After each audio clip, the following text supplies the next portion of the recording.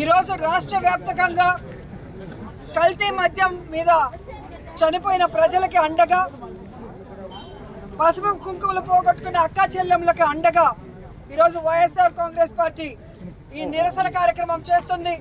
భవిష్యత్తులో ఈ కల్తీ మద్యం వల్ల ఇంకెవరి ప్రాణాలు పోకూడదు, అందరినీ కాపాడుకోవాల్సిన బాధ్యత మన మీద ఉందని చెప్పి జగన్మోహన్ రెడ్డి గారి పిలుపు మేరకు ఈరోజు మనం అందరం కూడా ఈ నిరసన కార్యక్రమంలో పాల్గొని ర్యాలీగా వెళ్ళి ఎక్సైజ్ ఆఫీసర్స్కి వాళ్ళ నియోజకవర్గాల్లో ఈ కల్తీ మద్యం కానీ బెల్ట్ షాపులు కానీ లేకుండా చేయాలి. అలాగే తప్పుడు కేసులు పెట్టకుండా నిజంగా ఎవరైతే సారా కాల్స్తున్నారో, ఎవరైతే బెల్ట్ షాపులు నడిపిస్తున్నారో, ఎవరైతే కల్తీ మద్యాన్ని అమ్ముతున్నారో వాళ్ళని అరెస్ట్ చేయాలని డిమాండ్ చేస్తూ ఉన్నాం. ఎందుకు ఈరోజు ఇంత గట్టిగా మనం ఫైట్ చేస్తున్నామంటే, మొన్ననే మొలకల చెరువులో ఇబ్రహీంపట్నంలో దాదాపుగా 20,000 లీటర్లు కల్తీ మద్యం దొరకటం జరిగింది. ఇంత పెద్ద ఎత్తున ఫ్యాక్టరీలు పెట్టి ఇంత పెద్ద ఎత్తున కల్తీ మద్యం ఈరోజు రాష్ట్ర వ్యాప్తంగా అన్ని షాపులకు కూడా తెలుగుదేశం పార్టీ నాయకులు పంపిస్తున్నారంటే దీనికి ప్రభుత్వం అండ లేదా అని అడుగుతున్నా. చంద్రబాబు నాయుడు, లోకేష్ అండ లేకుండానే ఇంత పెద్ద మద్యం మాఫియా, లిక్కర్ స్కామ్ జరుగుతుందా అని ప్రశ్నిస్తున్నా. ఇంత పెద్ద స్కామ్ పైన విచారణ జరిపించాల్సిన బాధ్యత కూటమిలో ఉన్న కేంద్ర ప్రభుత్వం మోడీ గారి మీద ఉందని కూడా ఈ సందర్భంగా తెలియజేసుకుంటున్నా. ఎందుకంటే హిందుత్వం మీద మీ పార్టీ ఉంది, మహిళల పసుపు కుంకాలని కాపాడాల్సిన బాధ్యత మీ మీద ఉంది. మీ కూటమిలో ఉన్న చంద్రబాబు నాయుడు గారి ప్రభుత్వం ఈరోజు మద్యం మాఫియాను చేయాలనే జగన్మోహన్ రెడ్డి గారి మీద, అలాగే ఆయన నాయకుల మీద ఏ విధంగా తప్పుడు కేసులు పెట్టి జైల్లో పెట్టి లిక్కర్ స్కామ్ అని అబద్ధాలు ప్రచారం చేశారో అందరూ కూడా గమనించారు. కర్మ ఎవరిని వదిలిపెట్టదు, కర్మ ఎవరినైనా కూడా ఎగిస్తంతుందనేది మరొకసారి ప్రూవ్ అయింది. చంద్రబాబు నాయుడు ఏదైతే అబద్ధపు నింద మా మీద వేశాడో ఈరోజు వాళ్ళు చేసిన తప్పుని కర్మ వాళ్ళకి కొట్టింది, సాక్ష్యాధారాలతో దొరికేలా చేసింది. ఈ దొరికి ప్రజల మధ్యలో దోషిగా నిలబడ్డ Chandrababu Naidu as usual divert politics start చేశాడు. ఈ డైవర్షన్ పాలిటిక్స్ ఎలా ఉన్నాయంటే, దొరికిన జయచంద్రారెడ్డి వైఎస్ఆర్సీపీ కోవర్ట్ అంట.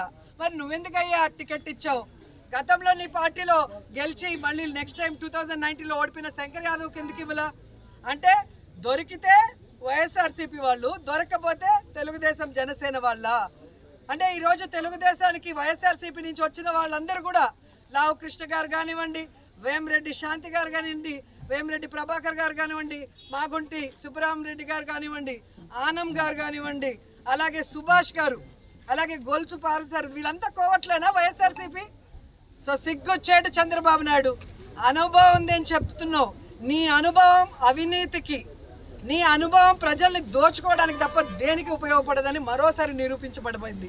ఈరోజు నువ్వు ముఖ్యమంత్రిగా ఉన్న ఆంధ్రప్రదేశ్లో, ఈరోజు నీ ఏపీ స్టేట్లో ఈ విధంగా కల్తీ లిక్కరు ఇంత పెద్ద ఎత్తున మరి దొరికితే దేశంలో అందరూ కూడా తుపుక్కున ఉంచుతున్నారు.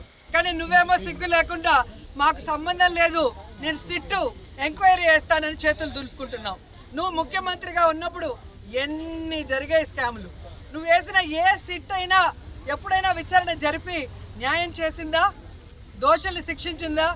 నీ సిట్టు నీ చేతిలో, సిట్ అంటే సిట్టు, స్టాండ్ అంటే స్టాండ్ అన్న విధంగా ఉంది తప్ప ఉపయోగం లేదు. దీంట్లో లోకేష్ నుంచి, చంద్రబాబు నాయుడు గారి నుంచి, పవన్ కళ్యాణ్ వరకు, కొల్లు రవీంద్ర వరకు ముడుపులు అందాయి కాబట్టే వీళ్ళు 16 నెలలు విచ్చలవిడిగా 1000 కోట్లు దోచుకున్నారు. అందుకే దీని మీద సిబిఐ ఎంక్వైరీ వేయాలి అని మేమందరం కూడా మహిళల తరఫున డిమాండ్ చేస్తున్నామని కూడా ఈ సందర్భంగా తెలియజేసుకుంటున్నాను. ఎందుకంటే ఎవరికైతే మీరు జయచంద్రారెడ్డికి సీట్ ఇచ్చారో కిలార్ రాజేష్ ద్వారా లోకేష్కి ముడుపులు అందాయి. ఏ విధంగా జయచంద్రారెడ్డి ఈరోజు ఫ్యాక్టరీలు పెట్టి ఈ మద్యాన్ని అమ్మిన ముడుపులన్నీ కూడా కిలార్ రాజేష్ ద్వారా లోకేష్కి ఎలా అందాయో అన్నీ కూడా బయటకు వస్తాయి. అలాగే సురేంద్ర నాయుడు జీవిత ఖైదు జైల్లో ఉండాల్సిన వాడు ఎలా బయటకు వచ్చాడు? ఎలా ఈరోజు మద్యం మాఫియాలో మెయిన్గా ఉన్నాడు? మీ ఆశీర్వాదంతో కాదా? మీరు కదా జీవిత ఖైదుకి క్షమాభిక్ష పెట్టించి మీరు అధికారంలో 2014 నుంచి 19లో ఉన్నప్పుడు బయట తీసుకొచ్చి ఈరోజు అతని ద్వారా ఈ కల్తీ మద్యం మాఫియా చేయిస్తుంది నిజం కాదని నేను అడుగుతున్నా. ప్రశ్నించాల్సిన పవన్ కళ్యాణ్ సైలెంట్గా ఉన్నాడు అంటే అతనికి పెద్ద ప్యాకేజే దొరికినట్టుంది, అందుకే ప్రశ్నించడం లేదు. కాబట్టి వీళ్ళందరి బండారం బయటపడాలి అంటే సిబిఐ విచారణ అవసరమని కూడా డిమాండ్ చేస్తూ సిబిఐ విచారణ జరిగేంత వరకు కల్తీ మద్యం మాఫియాని నశింపచేయాలి. ఎక్కడ పడితే అక్కడ బెల్ట్ షాపులు కానీ కల్తీ మద్యం దొరికితే ఫోటోలు వీడియోలు చేసి అప్లోడ్ చేయడమే కాకుండా వాటిని ధ్వంసం చేయాలని కూడా ఈరోజు రాష్ట్ర వ్యాప్తంగా మహిళలకి యువతకి పిలుపునిస్తున్నానని కూడా ఈ సందర్భంగా తెలియజేసుకుంటూ ఈరోజు ఎక్సైజ్ అధికారులు హెచ్చరిస్తున్నాం.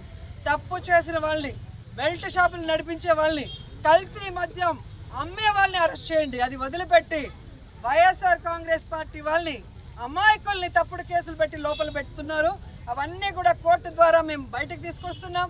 మీ అందరికీ కూడా కోర్టు మీద నించోబెట్టి శిక్ష చేస్తామని కూడా ఈ సందర్భంగా తెలియజేసుకుంటున్నాం. నారావారి సారా పాలన, కల్తీ లిక్కర్ స్కామ్ పై సిబిఐ విచారణ, కల్తీ లిక్కర్ స్కామ్ పై సిబిఐ విచారణ, కల్తీ మద్యంతో ప్రజల ప్రాణాలు తీస్తున్న సిబిఎన్, కల్తీ మద్యంతో ప్రజల ప్రాణాలు తీస్తున్న సిబిఎన్. తెలుగులో న్యూస్ కి ఫాస్టెస్ట్ యాప్ ఇప్పుడు టోటల్లీ న్యూ అవతార్లో జస్ట్ 5 seconds లో కంప్లీట్ న్యూస్. సోషల్ మీడియాలో ట్రెండ్స్ కి one stop solution. Live TV app, voice search option తో ఇప్పుడే డౌన్లోడ్ చేయండి లేదా అప్డేట్ అయిపోండి. యాప్ లింక్ డిస్క్రిప్షన్ లో ఉంది.